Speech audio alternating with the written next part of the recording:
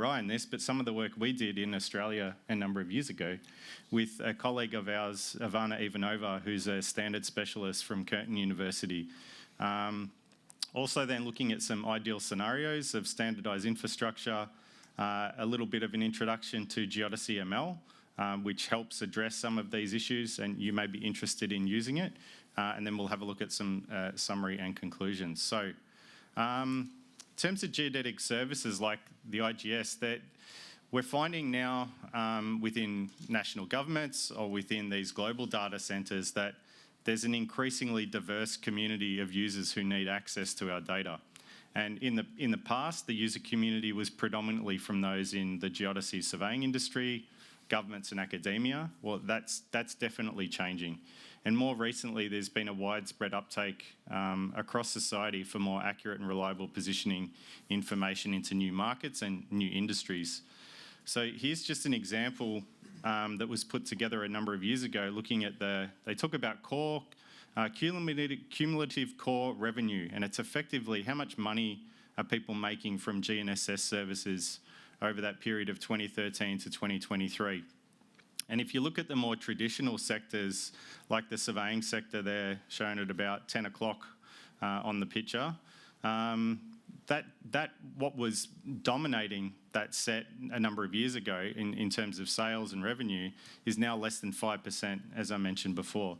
So the growing and the emerging markets are coming into things like the road sector and location-based services, where people are looking for information for added value applications, accurate location awareness, societal applications, navigation, and then in the road sector, things around autonomous vehicles, leading to benefits like reduced fatalities, congestion avoidance. And we're already seeing a lot of this in free apps that we get on our phone all the time. And increasingly, we probably will see with services like those that Galileo are going to be providing in the future.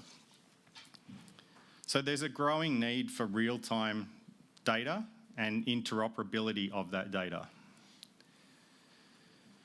So we had a look into what do users expect? This was the study that we did. So Ryan reached out along with Ivana to a range of different industries to ask them what kind of information and what kind of metadata is critical for you? What do you want to see being provided by government services in position navigation and timing information?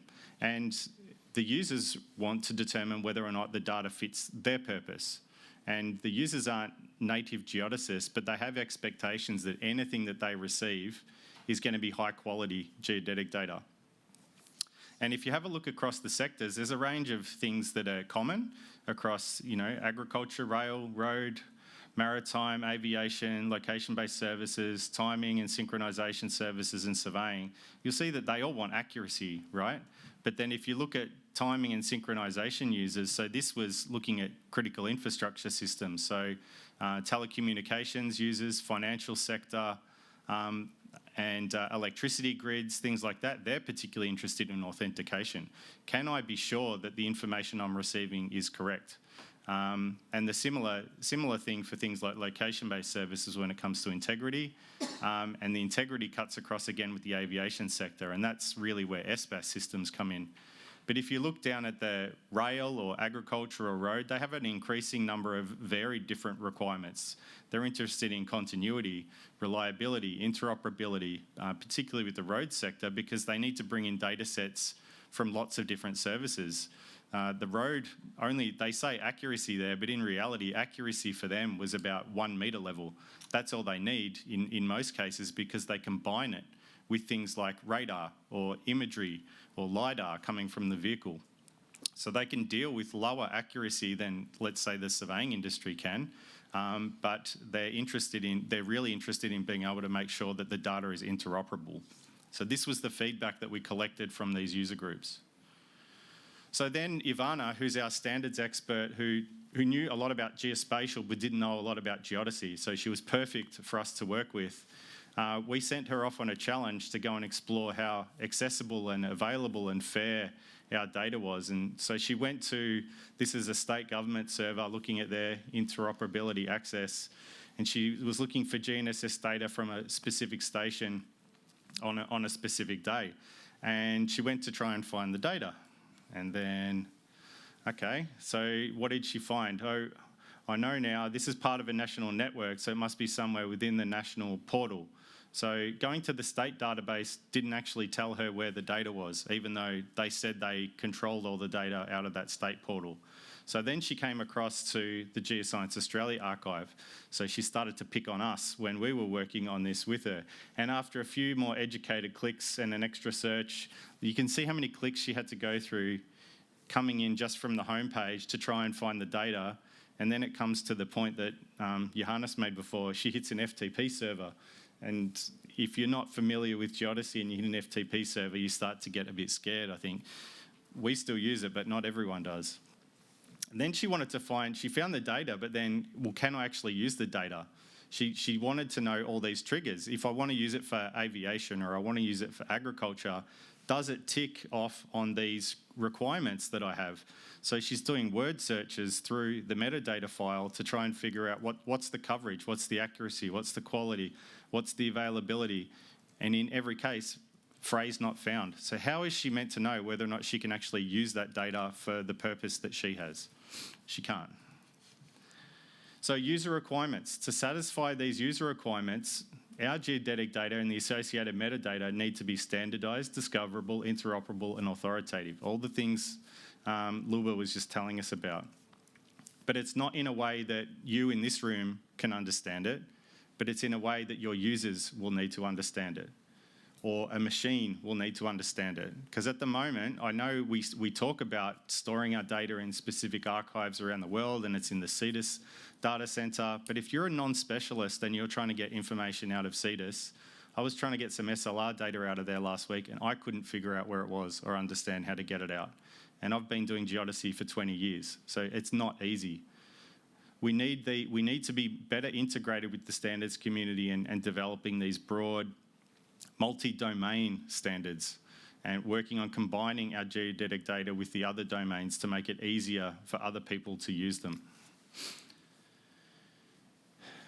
We have the well-known standards we were talking about before, which is fantastic. And I think with us, within our community, at that level 0 stage, it's still fine. There's nothing wrong with the standards that we have, whether it's RINEX, SINEX, ANTEX, SP3.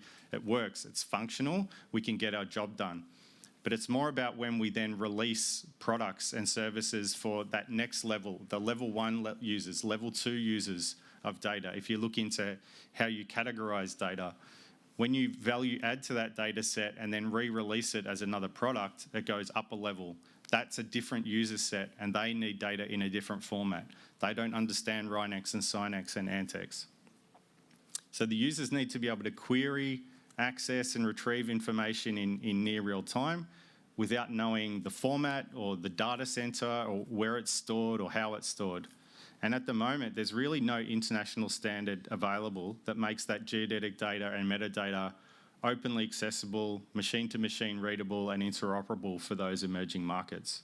So there's a real need to modernise these standards in terms of how we're releasing position, navigation and timing data so that it can be encoded and exchanged in a way that our users will need it. And then you encounter this when you go and ask for, because we can't do it. We don't have the time. We're not experts in this field. If you try and talk to your boss about standards, this is often the response you get within about 5 minutes. They're bored. They think it's a waste of time. They think it's a waste of energy. They don't see the outputs that are going to come from it, how it's going to generate revenue for them. We have a branding problem. You think Geodesy's got a branding problem. Imagine how the standards community feel. And we're talking about combining these two things together. That's bore city for a lot of policymakers, I can guarantee you. I've tried, trust me. So if we're looking into scenarios, I'm imagining this kind of scenario. And in some respects, we're getting much closer to this now, just with the way that we share data around the world. We have these IGS data centres. They link with global data centers like CDIS. That links with the analysis centers and then the analysis center coordinator. But I can imagine a lot of this is done at the moment. They're not using scripts or software that's got a DOI. I bet a lot of it's quite bespoke software that's been developed by different institutions, and they do it in slightly different ways. That could be standardized a lot, and it could be made more efficient if there was investment that was made. And then we could have scenarios like this, where you're having all this information that's being shared with each other at a machine-to-machine level, and then there's a big gap in the middle there where more products and services, those level 2, level 3 products, are being developed and then being pushed out to that industry sector along with government and academia as well. This is just one example of trying to make this information more efficient, and this is something that was originally came out of UNAVCO with Yehuda Bock, spent a lot of time on this a number of years ago, looking for a more efficient way of sharing geodetic data, positioning data and metadata, and delivering in a way that users need. And then to credit some of the people from Australia mentioned before, in particular Roger Fraser, he spent time taking what Yehuda Bock had done and then turning that into an XML schema, which can be used to share data at that machine-to-machine level. So Geodesy ML it works on extending GML, for those of you who have heard of the geography markup language. GML is a great standard that has a number of they call them primitive objects. It can handle things like geometry, coordinate reference systems and time, but it doesn't do things like detailed specific requirements you'd have for Geodesy. So for example, GML doesn't know anything about GNSS or VLBI or Doris. But there's this opportunity that you can use with GML, is that you can have an application schema. And an application schema means that you add on to GML. So you're augmenting GML or extending GML to meet the needs of a specific community. And some you may have heard of that are very well known are things like sensor ML, Geosci ML, and so what they'd been working on in Australia was something called Geodesy ML. And they like to describe it as standing on the shoulders of giants. So you're using all the benefits you're already getting out of an ISO standard like GML, but then you're building on all the extra requirements that you have for Geodesy.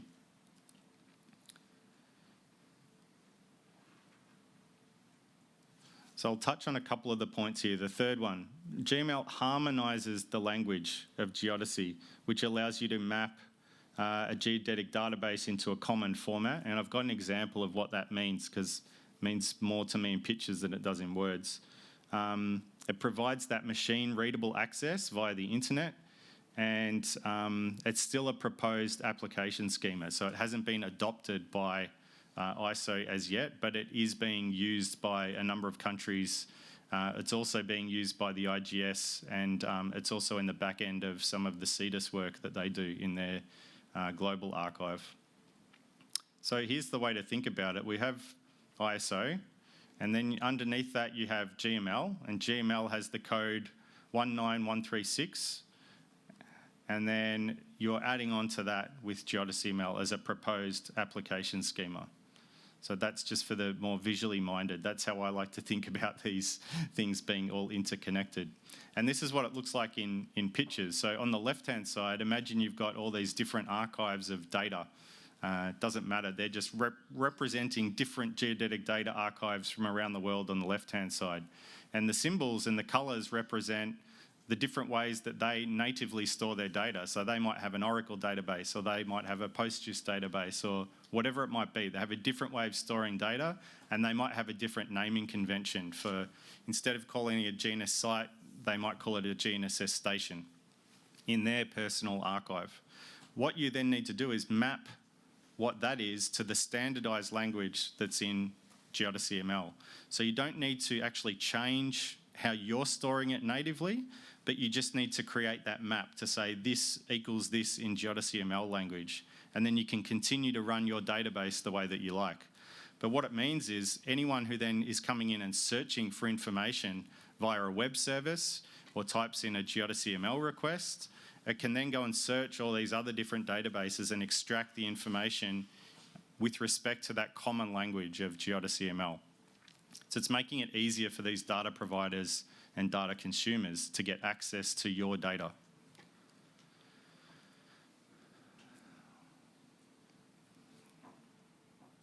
At the moment, it's only been established for the biggest use cases that we could think of, and that was around GNSS-related initiatives.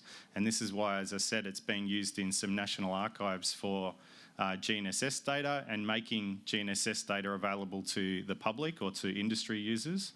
And it has the potential to be extended for other techniques, but SLR, VLBI, DORIS, there's probably going to be less users and consumers of that type of data or metadata. So the main beneficiaries at the moment are really coming out of the GNSS sector. There is a version of this that's available on GitHub. As you can see there, under the GitHub of the International GNSS Service, there's a copy of Geodesy ML. And the IGS are currently using it to helping them create GNSS data and associated metadata that's standardized, discoverable, and interoperable. It doesn't deal with all the metadata requirements for precise positioning. There's still work that needs to be done for things like compatibility with ITS and also mobile phone standards. I think Martin mentioned one before, 3GPP. There's also some work going on now with MQTT, which is another streaming protocol. It's highly efficient if you're trying to share data. And I've seen some casters are now starting to be developed that are using MQTT instead of RTCM, for example. So there's an opportunity to do further development on this into the future and try and integrate it and take the benefits out of things like sensor ML or time series ML, which are other application schemas of GML, rather than reinventing the wheel. So, summary, our users are changing and we need to change with it. The standards are needed for geodetic metadata to make it easier to discover, share, combine and display. There is a current beta version that's available, and as I said, it's being used and worked on. So if you are interested in this or see benefit in this for you or your users, please get in touch with me. I'm happy to connect you with the people who are still working on this. And that was the work that has been proposed as part of the data center working group that Marcus Bradkey and Ryan Ruddick lead out of IGS to try and share and encode that data and that metadata. And I'll just leave that on the screen where there's some additional resources where it's been described in more detail. And this is more for you when you go home. If you're looking to do a bit more reading on some of this and where it's come from and how it's being used, you're welcome to get on here and have a look in more detail. So I'll stop there and happy to take any questions on that if there are any. Thank you.